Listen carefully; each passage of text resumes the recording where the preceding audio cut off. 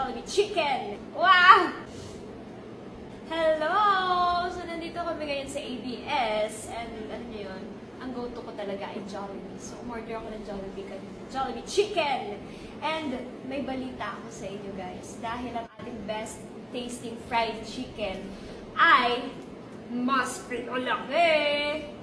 Pero, ang highlight dyan, 82 pesos pa rin siya. Diba?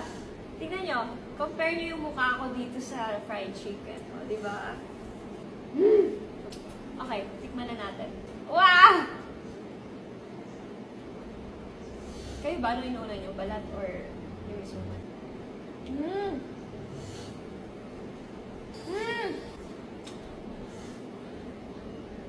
Guys.